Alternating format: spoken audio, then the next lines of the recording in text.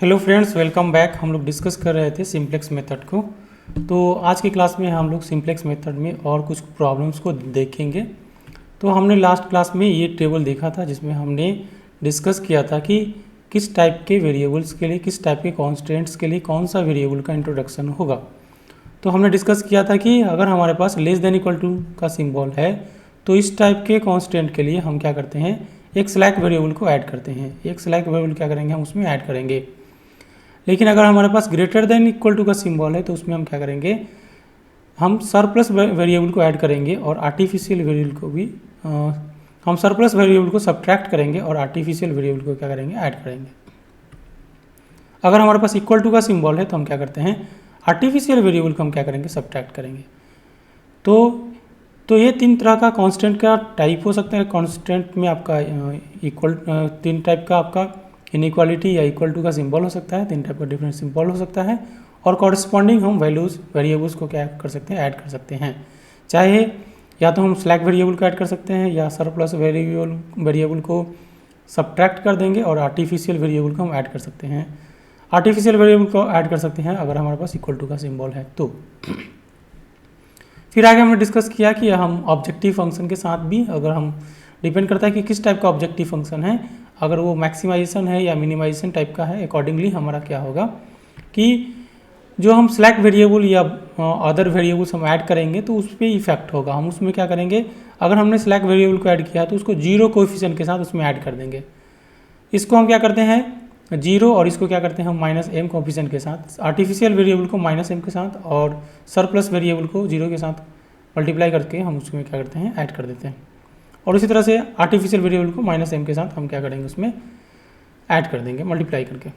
लेकिन अगर हमारे पास प्रॉब्लम मिनिमाइजेशन टाइप का है, मैक्सिमाइजेशन टाइप का अगर नहीं है, मिनिमाइजेशन टाइप का है, तो इसमें हम स्लैक वेरिएबल को, एक कोएफिशिएंट को भी हम क्या करते हैं, जीरो से मल्टीप्लाई करके स्लैक वेरिएबल को हम ऐड कर देंगे। लेकिन अगर हमारे पास सरप्लस वेरिएबल है तो इसको जीरो से, और आर्टिफिशियल वेरिएबल है तो उसको प्लस एम से हम मल्टीप्लाई करके उसमें क्या करेंगे, ऐड कर देंगे। इसी तरह से अगर हमारे पास आर्टिफिशियल वेरिएबल है तो इसमें भी हम मिनिमाइजेशन टाइप में हम क्या कर देते हैं कि उसको प्लस एम से मल्टीप्लाई करके हम क्या करेंगे, उसको ऐड कर देंगे। जो सोल्यूशन हम करेंगे, जहाँ पे स्टेप्स हम स्टार्ट करेंगे, वहाँ पे प्रेजेंट होगा कि नहीं उसके बारे में हमने यहाँ डिस्कशन किया है कि ये प्रेजेंट रहेगा, यह नहीं होगा, यानी कि सरप्लस वेरिएबल नहीं होगा, फिर आपका आर्टिफिशियल वेरिएबल होगा और एक और वेरिएबल आपका ये जो है आर्टिफिशियल इस टाइप में होगा। क्वेश्चन देखते हैं अभी। तो ये हमारा एक ऑब्जेक्टिव फंक्शन का क्वेश्चन है जिसमें हमें ऑप्टिमाइज करना है और यहाँ पे जेड मिनिमम का टाइप का क्वेश्चन है। तो यहाँ पे हमने मिनिमम का एग्जांपल लिया है। इससे पहले हमने जो एग्जांपल डिस्कस किया था वो मैक्सिमाइजेशन टाइप का एग्जांपल था। यहाँ पे कांस्टेंट हमने greater than equal to symbol का यूज़ किया। इससे पहले हमने जो कांस्टेंट देखा था वो लेस देन इक्वल टू का था। यहाँ पे greater than equal to symbol का कांस्टेंट है। तो इससे क्या होगा, जितने भी टाइप्स हैं उसका हमने क्या कर लिया, यूज कर लिया। तो अभी हम डिस्कस करते हैं। तो हम क्या करते हैं फर्स्ट स्टेप में, तो ये हमारे पास क्या है, ग्रेटर देन इक्वल टू का सिंबल है। तो हम क्या करते हैं, इसके लिए क्या करना होगा, सरप्लस वेरिएबल को सब्ट्रैक्ट करना होगा और आर्टिफिशियल वेरिएबल को ऐड करना होगा। तो यहाँ पे देखिए हमने सरप्लस वेरिएबल को सब्ट्रैक्ट कर दिया है और आर्टिफिशियल वेरिएबल को क्या कर दिया है, ऐड कर दिया है। तो जो कॉन्सेप्ट है उसको हमने फॉलो कर दिया है और सरप्लस वेरिएबल को सब्ट्रैक्ट कर दिया है और आर्टिफिशियल वेरिएबल को हमने ऐड कर दिया है। इसको हम क्या करेंगे, सरप्लस वेरिएबल को हम क्या करेंगे, जीरो कोएफिशिएंट के साथ ऑब्जेक्टिव फंक्शन में लेके आएंगे, जीरो कोएफिशिएंट के साथ। और ये क्या होगा, आर्टिफिशियल वेरिएबल जो है वो एम कोएफिशिएंट के साथ आएगा। ये एम कोएफिशिएंट के साथ प्लस एम के साथ आ रहा है, क्यों आ रहा है, क्योंकि यह क्वेश्चन जो है वो मिनिमाइजेशन टाइप का है। यही क्वेश्चन अगर मैक्सिमाइजेशन टाइप का होगा तो ये माइनस एम के साथ आता। तो इस तरह से हमने क्या किया है कि ऑब्जेक्टिव फंक्शन और कॉन्स्टेंट को चेंज कर लिया है, जो हमारा अकॉर्डिंग टू सिंप्लेक्स मेथड है। अभी हम क्या करेंगे, इसको जो सिंप्लेक्स फॉर्मेट है उसमें हम इसको सेट करेंगे। तो जो सिंप्लेक्स फॉर्मेट है उसमें हम इसको सेट करेंगे। तो ये ऑब्जेक्टिव फंक्शन है हमारे पास और उसमें सब्जेक्टेड टू द कांस्टेंट ये है।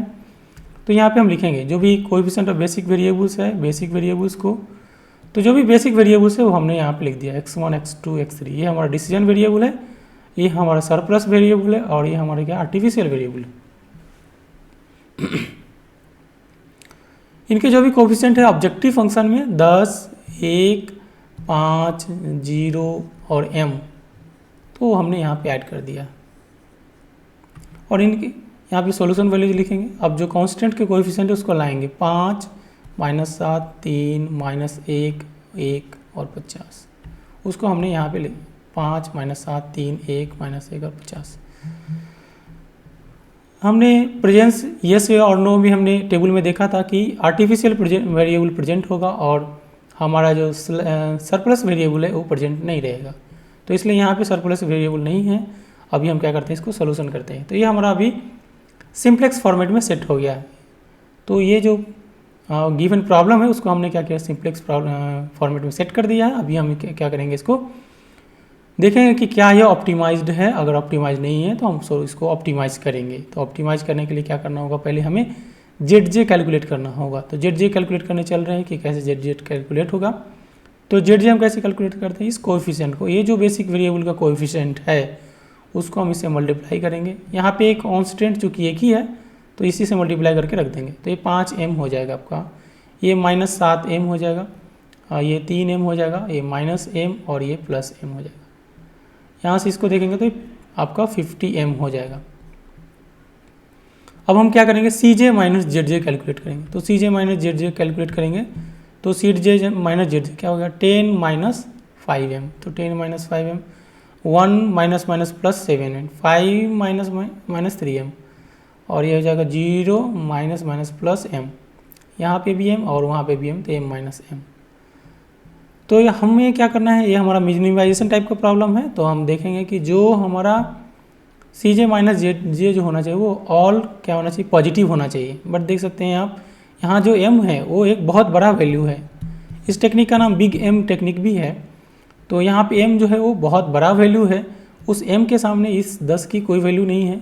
m मान लीजिए 2 करोड़ है, 5 करोड़ है, तो उसके सामने ये 10 का, अगर 2 करोड़ रुपये की बात करेंगे तो उसके सामने 10 रुपये की कोई वैल्यू नहीं है। उसी तरह से यहाँ पे 10 - 5m में ये -5m बहुत बड़ा वैल्यू है, उसके सामने 10 की कोई वैल्यू नहीं है। तो क्या करेंगे हम, यहाँ पे -5m बहुत बड़ी वैल्यू है ये, और -3m है यहाँ पे, और ये तो 0 ही हो जाएगा, ये 0 है, ये तो +m है, ये -3m है और ये माइनस कितना है, 5m है। तो ऑल CJ - ZJ का वैल्यू क्या होना चाहिए, आपका मिनिमाइजेशन टाइप का प्रॉब्लम है तो ये आपका क्या होना चाहिए, ग्रेटर देन इक्वल टू 0 होना चाहिए। बट लेकिन यहाँ पे 2 बहुत हाई नेगेटिव है। तो हम क्या करते हैं, एक एंट्री वेक्टर लेते हैं। और एंट्री वेक्टर कहाँ लेंगे, जहाँ पे जो सबसे आपका ज़्यादा मिनिमम वैल्यू हो, हाईएस्ट मिनिमम वैल्यू जो आपका हो वहाँ। तो यहाँ पे मैक्सिमम मिनिमम वैल्यू कितना है, -5m है। तो -5m के करस्पॉन्डिंग हम यहाँ से एंट्री वेक्टर लेंगे। तो -5m के करस्पॉन्डिंग हमने एंट्री वेक्टर ले लिया यहाँ से। तो क्योंकि ये 2 बातें हमें ध्यान रखना है कि एक तो आपका देखना है, डिसाइड करना है कि हमारा जो सॉल्यूशन है वो ऑप्टिमल है कि नहीं है। तो ऑप्टिमल सॉल्यूशन है कि नहीं है उसको देखने के लिए हम क्या करते हैं, अगर हमारा मिनिमाइजेशन टाइप का प्रॉब्लम है, जैसा कि यह एग्जांपल है, तो मिनिमाइजेशन टाइप के प्रॉब्लम में ये हमारा सॉल्यूशन ऑप्टिमल है कि नहीं, तो उसके लिए क्या करना होगा कि जो भी CJ - ZJ का वैल्यू है वो सबका सब value greater than equal to 0 होना चाहिए। लेकिन यहाँ पे देखिए 2 वैल्यू नेगेटिव में है, बहुत बड़ा नेगेटिव में है। तो हम क्या करते हैं, इसको, ये ऑप्टिमाइज नहीं है, ये ऑप्टिमल सॉल्यूशन नहीं है, अभी ऑप्टिमल टेबल नहीं है, हम इसको ऑप्टिमाइज़ करेंगे। ऑप्टिमाइज़ करने के लिए क्या करते हैं, हम एंट्री वेक्टर लेते हैं। एंट्री वेक्टर का सिलेक्शन में ध्यान देना होगा कि जो एंट्री वेक्टर है, अगर मिनिमाइजेशन टाइप का प्रॉब्लम है तो सबसे मिनिमम वैल्यू लेते हैं एंट्री वेक्टर के लिए, और अगर मैक्सिमाइजेशन टाइप का प्रॉब्लम है तो एंट्री वेक्टर के लिए हम जो सबसे हाईएस्ट वैल्यू होगा, जो मैक्सिमम वैल्यू होगा उसको लेंगे। तो यहाँ पे सबसे लोएस्ट वैल्यू, जो मिनिमम वैल्यू है, -5m है, तो हमने इसको लिया।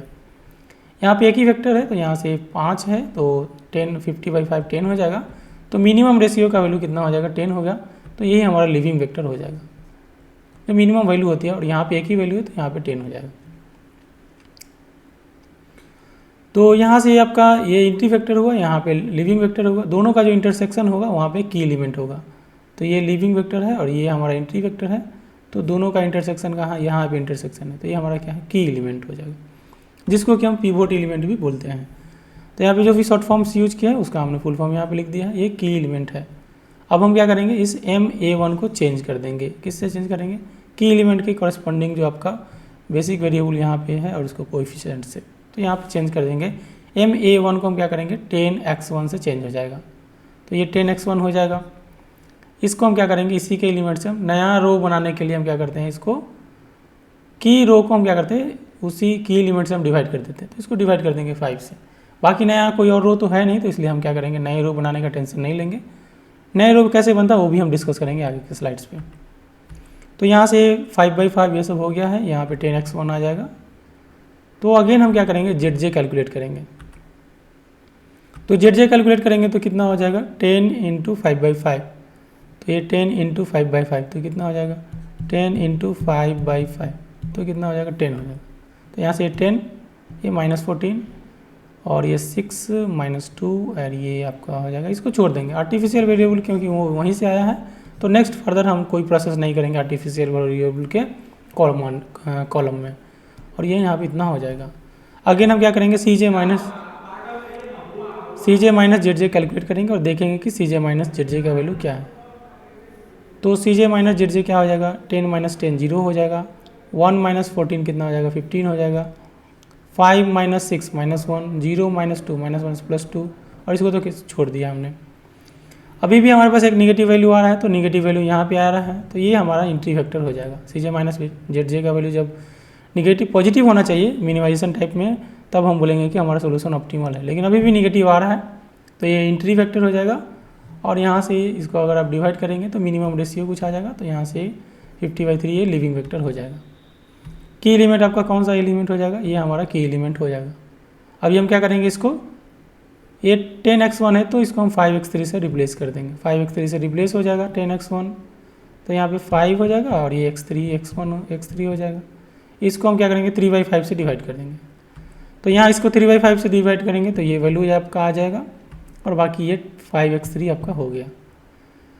तो यहाँ से हम फर्दर सोल्यूशन करेंगे तो देखेंगे कि 50/3 हो जाएगा ये।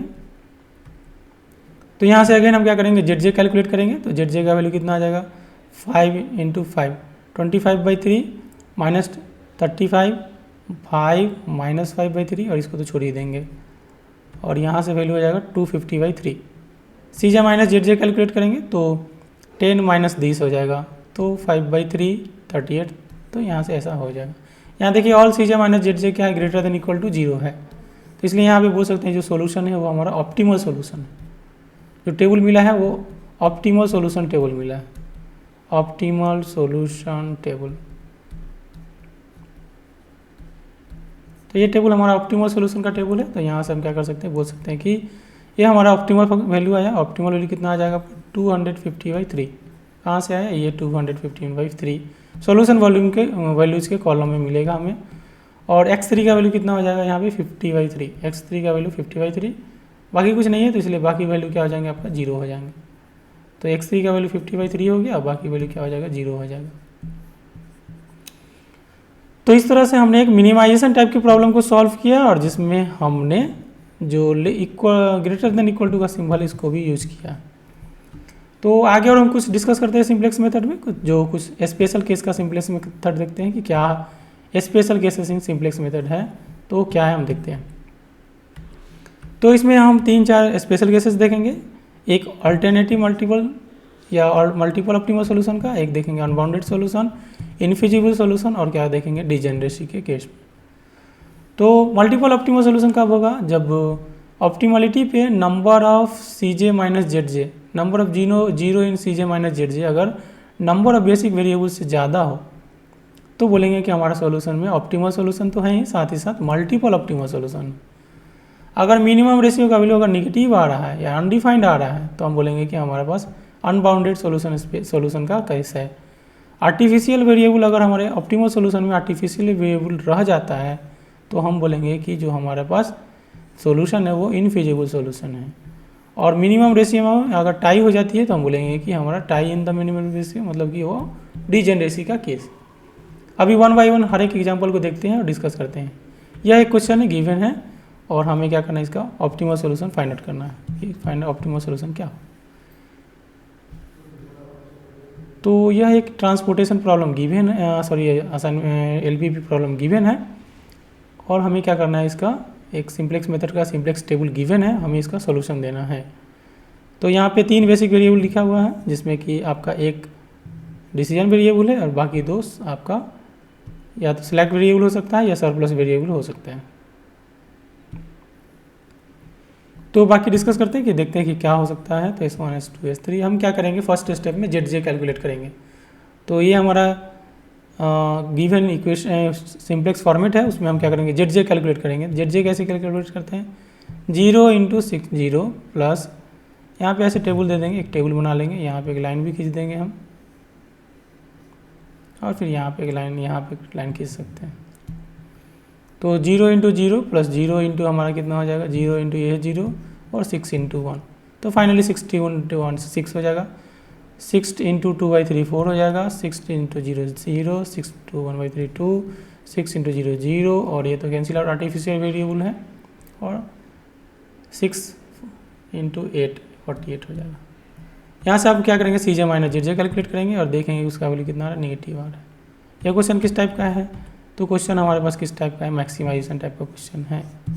तो मैक्सिमाइजेशन में all CJ - ZJ should B negative और 0। तो यहाँ देख सकते हैं कि सब CJ - ZJ क्या है, आइदर नेगेटिव है या 0 है, यानी कि हम कह सकते हैं ऑल CJ - ZJ क्या है, लेस देन इक्वल टू 0, यानी कि सोल्यूशन क्या है हमारा, ऑप्टिमल सोल्यूशन। सोल्यूशन जो है हमारा क्या है, वो ऑप्टिमल है।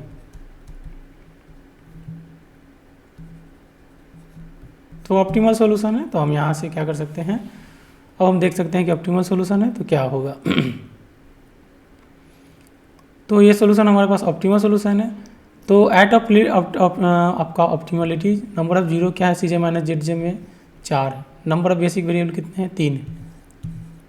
तो नंबर ऑफ CJ - ZJ का 0 जो है, नंबर ऑफ 0 CJ - ZJ में 4 है और इसका वैल्यू 3 है। तो कह सकते हैं कि ये ऐसा केस है और ये हमारा मल्टीपल ऑप्टिमल सोल्यूशन का केस है। और मल्टीपल ऑप्टिमल सोल्यूशन का केस है, और ऑप्टिमल वैल्यू जो आपका 48 होगा और वो मल्टीपल ऑप्टिमल सोल्यूशन होगा। तो इसी तरह से एक और क्वेश्चन है हमारे पास, एक दूसरा टाइप का क्वेश्चन है। तो फॉर ए गिवन, ये भी हमारा क्या है, मैक्सिमाइजेशन टाइप का प्रॉब्लम है। ये मैक्सिमाइजेशन टाइप का प्रॉब्लम है और इसे हमें सॉल्व करना है। ये भी आपका क्या है, मैक्सिमाइजेशन टाइप का प्रॉब्लम है, इसको सॉल्व करना है हमें। तो इस मैक्सिमाइजेशन टाइप के प्रॉब्लम में हम क्या करेंगे, तो हमें गिवन एक टेबल, एक सिंप्लेक्स टेबल दिया हुआ है। तो हम क्या करेंगे, फर्स्ट स्टेप में ZJ कैलकुलेट करेंगे। तो देखते हैं ZJ क्या हो जाएगा। तो ये दोनों तो 0 है, तो इसलिए ये 0 हो जाएंगे, बाकी एलिमेंट इसके साथ होगा। तो 107 × 1 107, तो -107/3 -107/3 107 और इंटू 1/3, तो 107/3 हो जाएगा। ये भी 107 × 1/3, तो 107/3 हो जाएगा ये भी, और आपका 0 हो जाएगा, और ये 107/3 1070 और ये ऐसा हो जाएगा। अब हम क्या करेंगे, ZJ कैलकुलेट करेंगे। तो 0 110/3 1 माइनस, तो इतना हो जाएगा, 2 माइनस प्लस, तो ये इतना हो जाएगा, और 0 माइनस दिस, 0 -107/3, तो ये कितना हो जाएगा, 0 -107/3, तो ये हो जाएगा -107/3। 0 - 0 0 और 0 -107/3 है, -107/3। ये क्वेश्चन मैक्सिमाइजेशन टाइप का है, तो all CJ - ZJ should be less than equal to 0 होना चाहिए, लेकिन यहाँ पे ग्रेटर देन है, तो कौन सा वैल्यू हो जाएगा, 103। तो यहाँ से ये हमारा एंट्री वेक्टर हो जाएगा। ये हमारा जब एंट्री वेक्टर हो जाएगा तो हम देखेंगे कि ये हमारा एंट्री वेक्टर का कॉलम है, तो इसके रिस्पेक्ट में हम मिनिमम रेशियो निकालेंगे, तभी जाके हम क्या कर सकते हैं कि इसका हम लीविंग वेक्टर देख सकते हैं। लेकिन हर एक मिनिमम जो रेशियो है वो निगेटिव आ रहा है। ऑल मिनिमम रेशियो जो है वो लेस देन इक्वल टू 0 है, निगेटिव है। ऑल मिनिमम रेशियो आपका क्या निगेटिव है, not less than equal to 0, ये निगेटिव है। हेंस सॉल्यूशन क्या आपका अनबाउंडेड सॉल्यूशन होगा। एक और दूसरा टाइप का प्रॉब्लम देखते हैं। ये हमारे पास एक सिंपल प्रॉब्लम है जिसमें 2 लेस देन का सिंबल दिया हुआ है। तो 3x1 + 9x2 है और आपका 2 लेस देन इक्वल टू का सिंबल गिवन है। तो इसको हम क्या करते हैं, इसमें हम क्या करते हैं, सरप्लस वेरिएबल हम क्या करेंगे, ऐड करेंगे। तो हमने S1 और S2 सरप्लस वेरिएबल को ऐड कर दिया है। इसके ऑब्जेक्टिव फंक्शन में भी हम रिस्पेक्टिवली चेंज कर देंगे 0 कोएफिशिएंट के साथ। तो इससे हमने यहाँ पे चेंज कर दिया 0 कोएफिशिएंट के साथ। अब हम क्या करेंगे, इसको मैट्रिक्स फॉर्म में लिखेंगे, जो सिंप्लेक्स मैट्रिक्स है, बेसिक वेरिएबल है, उसके कोएफिशिएंट्स है ऊपर में ऑब्जेक्टिव फंक्शन में, और इसके कोएफिशिएंट यहाँ पे हैं। 1410 ये हमारे पास पिछले स्लाइड से आ गया है। तो यहाँ से हम क्या करेंगे, जेड जे कैलकुलेट करेंगे, देखेंगे कि जेड जे का वैल्यू कितना आ रहा है। तो जेड जे कितना होगा, 0 0 है, इसलिए बाकी सब 0 हो जाएंगे। तो जेड जे सी जे माइनस जेड जे कितना आ जाएगा, 3900। ये क्वेश्चन किस टाइप का है, तो ये हमारा क्या है, मिनिमाइजेशन टाइप का क्वेश्चन है। क्वेश्चन हमारा कितना है, किस टाइप का है आपका, मैक्सिमाइजेशन टाइप का क्वेश्चन है हमारे पास। तो मैक्सिमाइजेशन टाइप का प्रॉब्लम है, तो all C J minus Z J should be less than equal to 0 होना चाहिए। तो लेकिन यहाँ पे पॉजिटिव है, तो जो हाईएस्ट वैल्यू होगा सी जे माइनस जेड जे का वो कितना है, हाईएस्ट वैल्यू 9 है, तो ये हमारा पॉजिटिव है। तो इसके कॉरेस्पॉन्डिंग हम क्या करेंगे, एंट्री वेक्टर लेंगे। तो यहाँ से 9 के कॉरेस्पॉन्डिंग एंट्री वेक्टर लेंगे। तो यहाँ से हम लिविंग वेक्टर निकालना होगा। तो लिविंग वेक्टर जो मिनिमम वैल्यू होगा उसको लेंगे। तो ये 8 आपका 4 हो जाएगा, ये 4/2। तो ये कितना हो जाएगा आपका, एंट्री वेक्टर यहाँ से हो गया और यहाँ से 2/2। तो यहाँ देख सकते हैं कि यहाँ पे मिनिमम रेशियो में टाई हो गया। तो हम बोल सकते हैं कि ये हमारा डिजेनरेसी का केस है। टाई है मिनिमम रेशियो में, तो ये दिस केस ऑफ डिजेनरेसी। तो ये डिजेनरेसी का केस है, तो इसको हम सॉल्व कर सकते हैं। डिजेनरेसी के केस को हम सॉल्व कर सकते हैं। कैसे सॉल्व कर सकते हैं वो हम डिस्कस करते हैं अभी। अगर हमारे पास डिजेनरेसी का केस है तो हम सॉल्व कर सकते हैं। इसको देखते हैं, ये अभी टाइमिंग होल्ड करते हैं इसको। तो जी डिजेनरेसी का केस है, तो इसको हम सॉल्व करते हैं। तो एंट्री वेक्टर तो हमें पता है कि ये एंट्री वेक्टर है, तो लिविंग वेक्टर देखना है, उसके लिए हम क्या करते हैं, इसमें हम S1/x2 से निकालते हैं। तो हमारा लिविंग वेक्टर हम कैसे कैलकुलेट करेंगे, तो S1/x2 निकालते हैं। तो S1/x2 कैसे निकालेंगे, हम यहाँ पे S1/x2 क्यों लिया है, पहले हम S1 लेंगे और फिर देखेंगे कि हमारा एंट्री वेक्टर का कॉलम कौन सा है। तो ये कॉलम एंट्री वेक्टर का x2 हो जाएगा। तो ये कितना हो जाएगा, 1/4 हो जाएगा और ये 0/2। तो ये 1/4 और 0/2। मिनिमम वैल्यू कितना है, 0/4। तो ये 0/2। तो ये मिनिमम वैल्यू हो जाएगा। तो मिनिमम रेशियो में हम क्या करते हैं, मिनिमम रेशियो में हमेशा मिनिमम वैल्यू को ही पिक करते हैं। हाँ, इस केस में आप जब टाई हो, जब डिजेनरेसी का केस हो, तो अगर टाई हो तो हम उस केस में मिनिमम रेशियो जो कैलकुलेट करते हैं वो S1/x2 से कैलकुलेट करते हैं। तो यहाँ से देख सकते हैं हमने मिनिमम रेशियो कैलकुलेट किया। तो ये 1/4 है, यहाँ पे 0/2। अगर हमारे पास एंट्री वेक्टर का कॉलम होता तो यहाँ पे x1 हो जाता। कभी कभी अगर ऐसा हो कि S1/x2 में टाई हो तो उसके लिए हम कुछ अलग करेंगे। तो ये 1/4 हो गया और ये 0/2 हो गया। तो ये लिविंग वेक्टर आपका हो गया। तो यहाँ से ये की एलिमेंट है, तो इस एलिमेंट को चेंज कर सकते हैं। कैसे चेंज कर सकते हैं हम इस एलिमेंट को, तो 0 1 इसको चेंज कर सकते हैं और फिर हम इसको चेंज कर लेंगे। ये 0s2 किससे चेंज होगा, 9x2 से। तो ये हमने 9x2 लिख दिया। इस वाले रो को हम क्या करेंगे, की एलिमेंट से इसे डिवाइड कर देंगे। तो 1/2 2/2 1 0 1/2 4/2 2 हमने लिख दिया यहाँ पे। ये हमारा नया एलिमेंट है, निकलेगा। नया कैसे आएगा आपका, नया के लिए हम नया निकालने के लिए हम कैसे कहते हैं, फार्मूला लिखते हैं। कैसे लिखते हैं फार्मूला, ओल्ड एलिमेंट कितना है, 1 2 0 1 4 1 2 0 1 4 माइनस इंटरसेक्शनल एलिमेंट। तो इंटरसेक्शनल एलिमेंट कितना है, 4 है, 4 4 4 4 4 इनटू कॉरेस्पॉन्डिंग एलिमेंट इन की रो। तो की रो में कॉरेस्पॉन्डिंग एलिमेंट कितना है आपका, कितना है 1/2 1 0 1/2 1 0 1/2 एंड 2। तो ये आपका कितना हो जाएगा 4 - 8। तो ये -4 हो जाएगा। यह कितना हो जाएगा -1 S1 चेंज कर रहे हैं हम लोग। तो 1 2 ओ सॉरी ये एलिमेंट है, तो सॉरी यहाँ पे हो जाएगा ये 14108 141 इरेज कर दें एक बार इसको। ये हो जाएगा यहाँ पे, ये हमने मिस्टेक कर दिया यहाँ पे। ये आपका हो जाएगा 14, यहाँ पे आपका हो जाएगा 14108 14108। ये 8 - 8 0, ये -2 हो जाएगा आपका। फिर ये कितना हो जाएगा 1 ही रहेगा, ये 1 है, -2 है, ये 0 है और 4 - 4 0 हो जाएगा और 1 - 2 तो ये 2 -1 हो जाएगा। तो इस तरह से हम क्या करते हैं, नए एलिमेंट्स निकालते हैं। अगेन हम क्या करेंगे, ZJ कैलकुलेट करेंगे। तो ZJ देखते हैं कितना आया, इतना ZJ आएगा। ZJ कैसे निकालेंगे, 9/2 9 इंटू 1/2 9/2 9 0 9/2 18 और सी जे माइनस जेड जे ऐसे कैलकुलेट करेंगे। यहाँ पे all C J minus Z जे क्या है, लेस देन इक्वल टू 0 है। हेंस सोल्यूशन क्या है, ऑप्टिमल सोल्यूशन है और मैक्सिमम वैल्यू कितना हो जाएगा, जो ऑप्टिमल वैल्यू है वो 18 हो जाएगा यहाँ से। और कब होगा 18, जब x2 का वैल्यू कितना हो जाएगा 2। तो x2 का वैल्यू 2 हो तो ये यहाँ पे जो z मैक्स का वैल्यू है 18 है और ये हमारा क्या ऑप्टिमल सोल्यूशन है। तो इस तरह से हमने different types of simplex problem को देखा है, डिस्कस किया है, डिफरेंट केसेस को देखा है, तो और स्टडी किया कि क्या प्रॉब्लम हो सकते हैं। तो हमने डिफरेंट केसेस देखा है, मल्टीपल ऑप्टिमल सॉल्यूशन का केस देखा है हमने, फिर हमने क्या किया कि डिस्कस किया कि कैसे डिजेनेसी का केस होगा, कैसे आपका अनबाउंडेड सॉल्यूशन होगा, इनफिजिबल सॉल्यूशन होगा कब, जब आपके पास सॉल्यूशन में ऑप्टिमल सॉल्यूशन में आपका आर्टिफिशियल वेरिएबल प्रेजेंट हो। तो इस तरह से हमने डिस्कस किया सिंप्लेक्स मेथड को। तो आज का क्लास यहीं पे क्लोज करते हैं। Thank you so much for attending class. See you in the next class. Thank you so much.